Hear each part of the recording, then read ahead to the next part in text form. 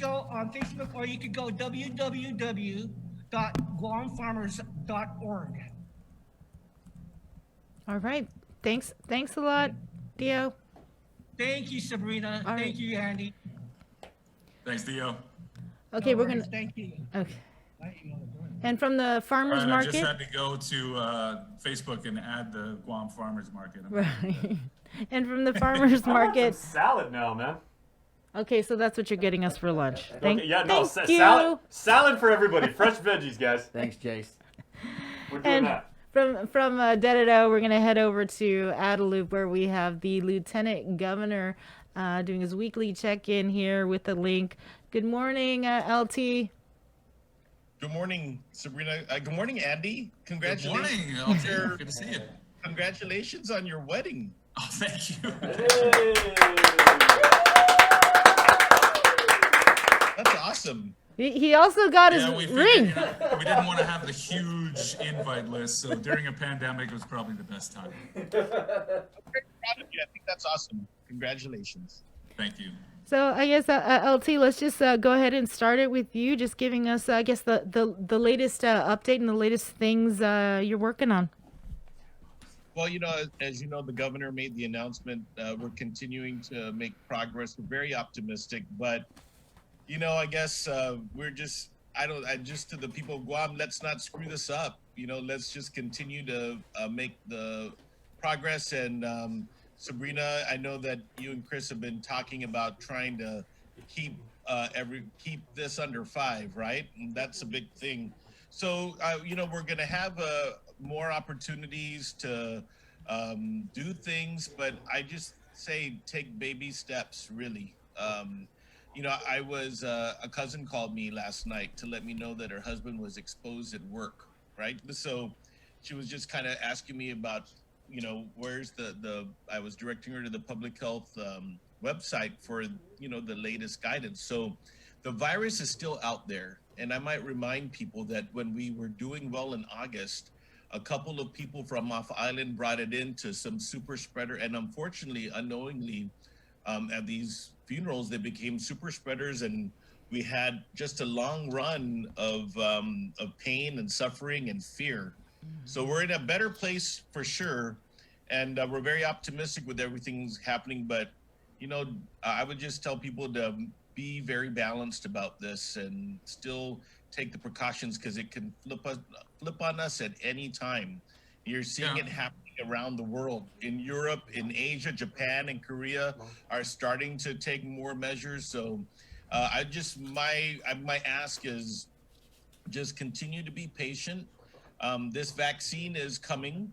It's going to be with the healthcare workers first, but it's going to be months until we get the level of coverage that we need, right? I mean, this is still a lot of people still have to get the confidence, find out more information about making that decision on whether or not to get vaccinated. But these are all not going to be happening overnight. It's going to take a little bit more diligence and sacrifice. Everybody's been making a tremendous sacrifice on the island. Some people making more sacrifices than others, but still, it's we just need to kind of hold things steady and keep going as we continue to try and roll things out. So Sabrina, I've been working on the last week, and I've been working closely with Superintendent John Fernandez on education rollout and really coming up and supporting them on their operations plans to provide parents that choice for face-to-face. I also met with Superintendent of Catholic Schools last week. I have a regular meeting now with him, just trying to make sure with the big groups of students, working also with the UOG president and the GCC president on their plans also, and all the guidance that public health is going to be giving them. And then the rest of the schools, there are a whole bunch of them, charter schools, private schools. So different sectors of our administration are contacting them or have worked with them, probably working more. We had some meetings last week, but there's still a lot of outreach and movement on that front. So a few things I guess we'll be working on in particular with the school systems is, how to respond when a case comes on campus. What are the mitigating measures that can be taken for their school staff to reduce the occurrence of any infection?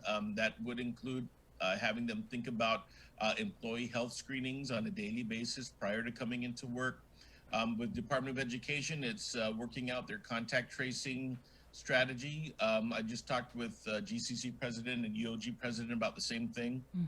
And then we're working on trying to make sure that we understand and help develop with them perhaps some testing, serial or random testing that can occur while we open our facilities, all trying to mitigate the occurrence of COVID on campus or trying to prepare them for how to deal with an infection if it gets on campus through an employee or through a student. So that's one box. And then the other thing that we're working on, Sabrina, is the support for distance education.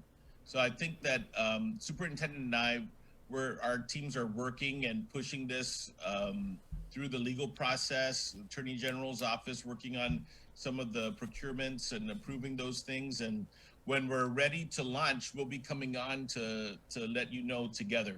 That's what our thinking is, and kind of forecasting what's going to be happening out there. So it not only would be what we're looking at is providing support into the homes for all the public and private and charter school students, but it also is supporting PBS and expanding their PBS University partnership with Department of Education, and then getting on school branch libraries, GovGuam library branches and DYA resource centers, and pushing in additional technology to support the distance ed. So that's kind of like on the education front that I'm working on. And then of course, keeping my eye on all the other response and recovery things.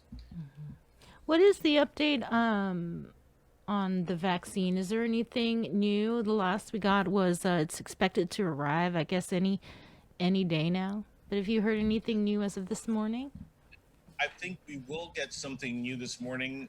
The governor has some calls that she's on this morning with some federal officials giving some updates. I expect that we're going to see an update. We'll get some updates today. I'll find out when I head into our operations meetings, but I'm based on, there's a flurry of activity going on both in the States and then phone calls here. I wouldn't be surprised if we're going to be giving you an update today on where things stand with the vaccine delivery coming into Guam. Well, and has there been any changes to that distribution, the different phases, the phase 1, the phase 1A that was announced last week? Right. No, I think the issue now is within those categories, it's going to be about organizing the different pools of people that are in the different categories. So of course, the 1A, we know that it's the healthcare workers, right? And the priorities within that side. But when it comes to essential workers, I believe that the vaccine commission or the vaccine committee will be working on the orders within the essential worker categories. There are requests coming in from the judiciary, from the mayor's council, from different agencies, from nonprofit partners, perhaps that are involved in frontline activities. All those categories of employees still need to, within that group, will also have to be now prioritized within those groups and organized. So I would say that's an active effort, because they're also concurrently, they're talking about the methods of distribution. And I know that public health is working, at least I was informed yesterday, that they're working on refining their strategies for all these pods. They're calling them pods, right? Where they'll distribute and how those will be operated. So I think that's an active discussion going on. And I think more details, Sabrina, for sure will be coming out when they're finalized in very rapid time, I'd say. Because as you can see, we saw from national news media, we're very happy seeing the first vaccinations being performed on healthcare workers. Started out in the East Coast, and it's working its way out to the West and out to us. So I'm excited about that, but also know public health has a tremendous job to do with the medical community to inform our public about the vaccine, about the potential side effects that may be occurring in the vaccine, which I would say are quite minimal compared to the thought of being in the ICU on a ventilator, right? But the key thing is people will have a choice and will have to make the decision. And I think where we need to step it up, and this is going to be important with the partnership we have with you, more information, easy information for the general public to understand about the vaccine. They don't have it yet, because it's still new and public health is still developing and working actively on their strategy. But I think that's going to be a critical thing, is getting people comfortable and knowledgeable enough to make the decision for themselves on whether or not they're going to get vaccinated. Right. And so we've asked, there's a poll out there, we've asked Department of Education, Catholic Superintendent of Schools, we're reaching out to the private and charters to identify school-based staff for that. And of course, we wouldn't be able likely to get to school-based staff in this first round based on the numbers. But I think the other thing we'll be looking at this week and the next few days is the next vaccine that will undergo the FDA process, and the Moderna vaccine, which is going to be a larger number of doses that will reach into that next category for sure. Is there any update on the homeless shelter? Anything new? Yeah, so we have a meeting tomorrow internally in the government of Guam to really try and get all eyes on procurement. I mean, we need to find another shelter, but on top of that, it's been almost 6 months since we've been up at Global, and some families may have been there for 6 months in a room. It's not. It's fine for stabilizing people. It's not a long-term solution for them. We need areas that the children will have, some place for recreation. We need to be able to support the families, and the global situation, although we've been able to set it up to get them off the streets, large number of them, they're still street homeless that are still not in. That's kind of like the imperative we have, but we need to find more suitable accommodations, and I think that's we have a refresh on that going on right now. Sarah Thomas Nedadog is going to be leading that effort. She is organizing and reaching out to a lot of the public, the nonprofit partners. So that's part of it. But then on the other side of it is our last meeting, we were following up. There's a lot of casework going on to get people out of the dorms and into transition homes. And then we're also preparing, there's still people, I have to tell you, Sabrina, every day my office has been reached out to by families that are dealing with situations, everything from what it looks like to be a illegal or inappropriate eviction, right? That's something active that we're looking at, to people that we're finding, in Sinahanya, we found a mother and a toddler out there, and just learning the details, right? And I'm just so surprised or disappointed, I'd say, that there's this breakdown of family, right? Where normally, right, you would be able to lean on some family, and there's a lot of serious situations out there that require help. I'm optimistic though, because a few families were able to reconcile and move out of the dorms and into homes where they had extended family that found out and reached out, and others are getting waivers or vouchers to get into longer term housing. It's something that I think is going to there's going to be more movement on this for sure, because it's just we're at a point on the island with these numbers where it's still manageable. It's complicated, but it's manageable.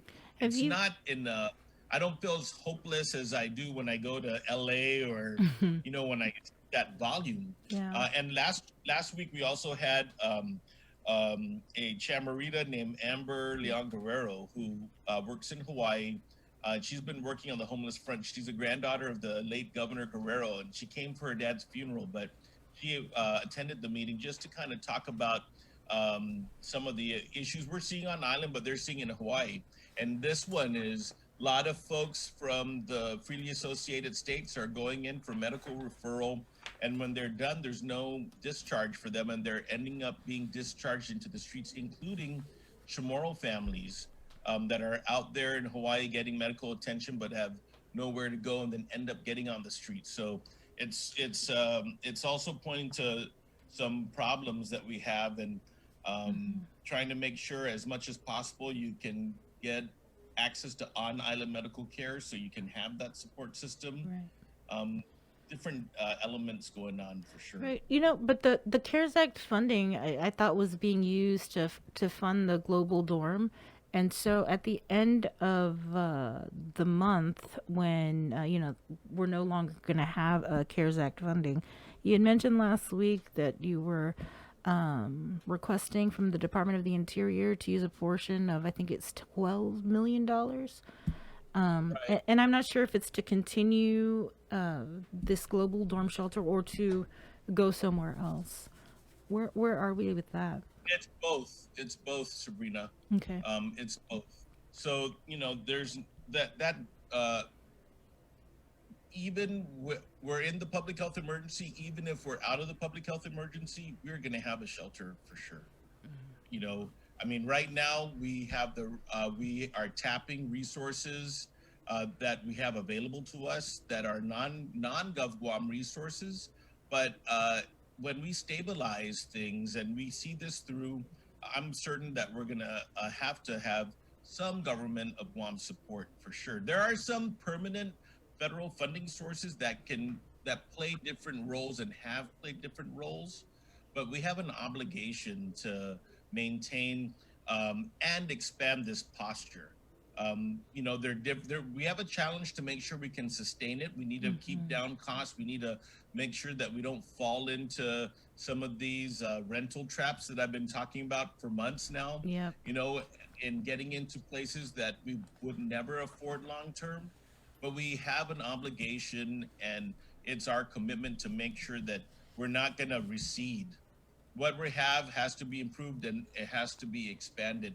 And especially given we're optimistic right now about the situation with the progress we're making, but there's still a long-term economic situation that we're dealing with, and we have to deal with. And we have to have these outlets. We have to have programs that steps up what we need to do, our job within the government throughout all the different agencies and their different scopes to help with the crisis that we're dealing with, because we are in a crisis. And although we're optimistic, it's not going to be overnight for us to get back to where we were 1 year ago. 1 year ago, right? We were all in the holidays. We're preparing for, I can't imagine 2020. Yay, it's a new decade, and look at where we are now. Jeez, can't wait to get this year behind us. Exactly. 27, forget it. Yeah.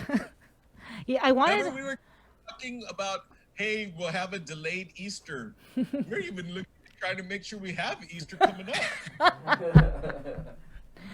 Are you tracking? Oh, how foolish we were. Are you tracking some of the things that are going on down at the Guam legislature? There's the RISE Act. They made several amendments to the bill. I think it's giving the governor transfer authority for some $30 million for these financial assistance payments to the people of Guam, and I believe it excludes Gov Guam employees, federal employees. Do you have any comment on the RISE Act? Well, I would just say that obviously there's a need to provide aid to people, right? Yeah. And so I guess we'll just have to look at the details. Whenever like when Senator Amanda Shelton, prior to that, pushed in a program for those folks left out of the first stimulus, right? We went in to partner and find a way to get the help that they need. And in this case, I have to see what the latest language is. I haven't seen it since we started the work week, but I'll just say that, we try and follow the intent. We do the best job we can. We agree that people need more help. We just need to make sure that we get the right areas or right pockets of aid to get through. And we'll also have to see what happens with the Congress. It looks like we're very optimistic with the Senate. They've split the aid packages into two. So the one for business, for aid to business and aid to the unemployed, looks like it's going to happen in the next few days. The other one with additional help for the states and territories is the one that is in dispute, along with the limitations on liabilities for employers or places of business. And that seems to be almost like a toss-up with maybe a lean on for a pass. We'll see how it's going on. It's very complicated, but I do have to say, the governor has been reaching out to, and we've been reaching out to our counterparts. Our national organizations are in the mix, really pushing the Congress to try and provide help. The congressman and the governor have been speaking and been working together, which has been very positive, I would say, and I appreciate that effort to make sure that we're covered. We've also been working with, of course, Congresswoman Bordallo is still out there. She's been pushing it along with help from up north in the Northern Marianas, with the other congressional delegate in our area, Kilili, and the others. So there's a good movement. I tell you, the governor spoke last week with Senator Mazie Hirono from Hawaii. She spoke with Governor Ige. She's been talking with Governor Cuomo's staff, making sure and sort of tag teaming with the congressman to make sure that every single entitlement program that is going to be proposed is including Guam and the rest of the territories, so that we're not left out. And I have to say that I have seen good teamwork on this. I'm very happy about that. And it's definitely the right times. We're in the spirit of giving and spirit of the holidays. Time to unify and just, kind of make sure we deliver for the people. Well, speaking of the congressman, have you had a chance to see all of these recommendations he's been making to the Biden-Harris? Yes, I have. I'm happy that he is reaching out to local people to try and get these slots. They're coveted, pretty competitive. And, for me, the more people that we are able to involve in the federal government at all aspects, I think is a good thing. So I'm not sure where it goes next. It is in the beginning of a transition, as I know. You don't always get to, it takes weeks, months sometimes to find the right people for the right jobs. Right. And I guess I just wanted to know if you had any comment on what's been going on in the debate between the Cannabis Control Board and tourism officials concerned about the possibility of being able to open up shops that sell, marijuana down in Tumon. Does Adeline have any position? Yeah, no, you know what? We haven't reconciled those yet, at least for me. And I have to talk with the governor about that. I've been seeing some articles. I've been seeing both sides of it. Yeah. I've been seeing some articles about the situation in Korea and Japan, and in particular Korea, which have put out warnings, to a lot of their residents and their travelers. But I guess I would just say we follow what happens in Canada and the rest of the states. I mean, they have had legalized marijuana in several states and the entire country of Canada for some time now. And those are two big source markets for, and Korea and Japan are big source markets for tourism for them. So, we probably just need to be very careful, make sure that, we don't undermine our reputation as a family destination.